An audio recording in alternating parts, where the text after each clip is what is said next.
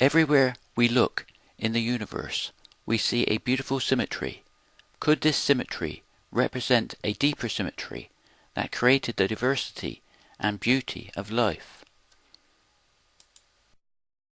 The capacity for life must have existed in the universe from the very beginning of time, but where did the symmetry and geometry for the diversity and complexity of life come from? And where did the driving force for the organization of life come from? In a new theory, this driving force and organization is innate within the universe. It is formed because electromagnetic radiation or light has momentum, and will always radiate from its radius, forming a sphere. We will always have to square the radius to get the surface area. Therefore, we can say that energy equals mass times the speed of light squared. Because the universe is never at absolute zero, everything is radiating light waves of electromagnetic radiation continuously. If our eyes were more sensitive to the light, we would be able to see this universal process.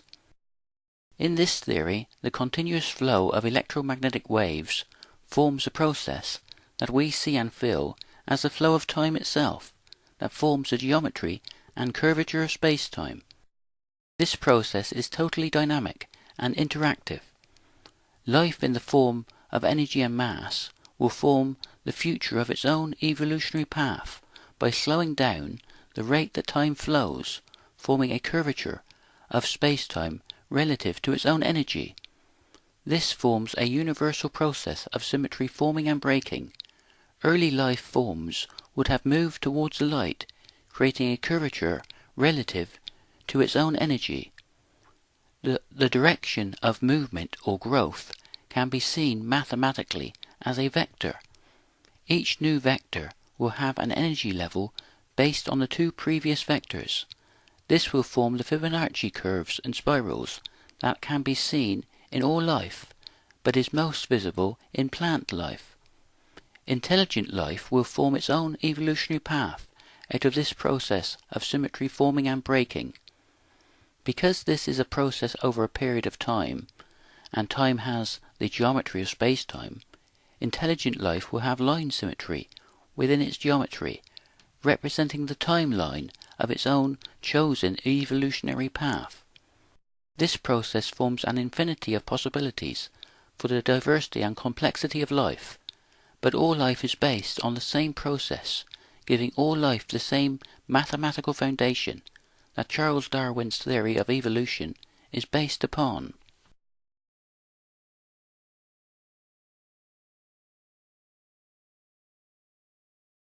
Conscious thought is always in the moment of now, but modern physics has no understanding of the moment of now, or why we have a flow of time with a past that can never be changed and a future that is always uncertain. I believe the great mistake of physics was not trying to explain this as a physical process. In the theory explained in this video, the future only exists as a probability wave function formed by the quantum wave particle function of quantum mechanics, with the future continuously coming into existence, light photon by light photon. And in a universe of continuous change, formed by a process of continuous energy exchange, the past is gone forever, and only the moment of now is real for each individual. Creative thought, formed by electromagnetic activity in the brain, is the most advanced part of a universal process of continuous energy exchange that can be explained by physics. This might sound odd, that physics can explain consciousness, but the potential for creative thought must have existed in the universe from the very beginning of time for consciousness to have been able to evolve within the universe. Therefore, it is only logical that consciousness and creative thought is based on a physical process that is universal and spontaneous within the universe.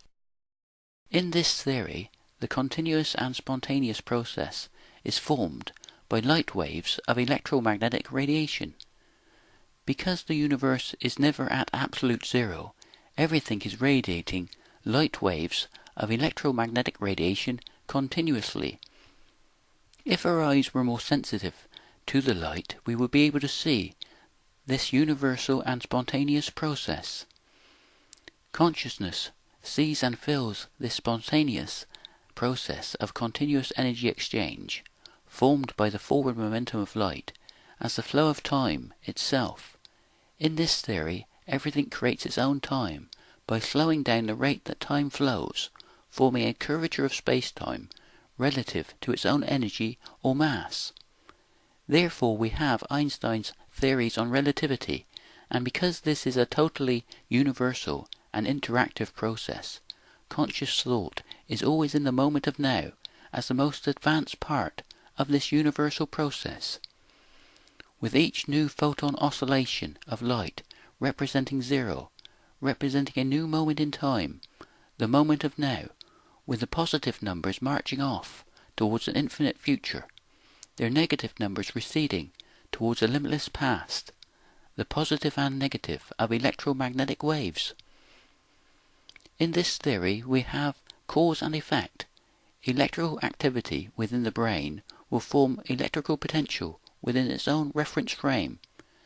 This universal process of continuous change, continuous creation, forms the potential uncertainty we have in everyday life, and the mathematical uncertainty and probability that we find in quantum mechanics. This process forms a blank canvas that creative thought can interact with from the center of its own reference frame, turning the possible into the actual. The atoms of the hand and eye will collapse the waves of light into photon energy, just like any other object, creating their own future. In this theory, it is not just beauty that is in the eye of the beholder, but creation itself. One of the most amazing things about consciousness is that an experience in your life, an emotion that you feel, a thought that you have, can be turned into a biological, physical reality by your brain. The dynamic process explained in this video explains the physical structure that this creative process of personal consciousness can be based upon. Therefore each life form will be at the center of their own reference frame, being able to look back in time in every direction at the beauty of the stars, looking upon an infinity of possibilities from within a universe that is able to comprehend itself.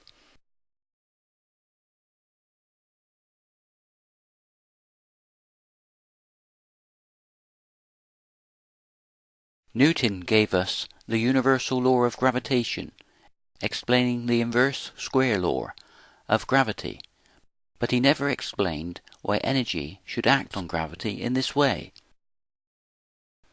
Then Einstein gave us the general theory of relativity, explaining a dynamic, interactive process. In the theory of general relativity, when an object moves, the curvature of space-time moves relative to the energy and momentum of the object. But even the general theory of relativity, there is no explanation of why energy and momentum should act on space and time in this way. In a new theory, called quantum atom theory, an artist's theory on the physics of time as a physical process, we have one interactive, universal process continuously unfolding at the quantum level of the atoms. We see and feel this process as time, as a physical process of continuous energy exchange that is formed light photon oscillation by light photon oscillation. Objects form their own time by slowing up the rate that time flows, relative to their energy and momentum. Gravity is not a real force at all. Objects just free fall towards the greatest energy because it has the greatest time dilation, or the slowest rate the time flows.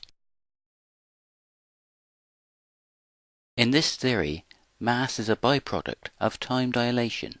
When time slows down, it takes more effort to move an object from A to B, and this is seen as an increase in mass. Also, Einstein's equivalence principle between gravity and acceleration falls out of this theory. Because energy and momentum have to increase for an object to accelerate, time dilation will increase relative to the acceleration. Therefore we have the equivalence principle between gravity and acceleration. This will be felt as inertia in the direction of the acceleration. Therefore we have Isaac Newton's first law of motion. Unless acted upon by a net unbalanced force, an object will maintain a constant velocity. This theory takes the dynamic interactive process of the general theory of relativity and extends it to our everyday life, explaining a universe that is continuously coming into existence relative to the energy and momentum of our own actions. Every individual is a part of this interactive process that forms the uncertainty and probability that is needed for the great game of life. But above all, this theory gives us an objective understanding of time as a process of continuous creation. Even a rose blooming will create its own arrow of time within its own reference frame. This fits in with the reality of our everyday life, with a past and potential future that we can interact with from the center of our own reference frame, turning the possible into the actual.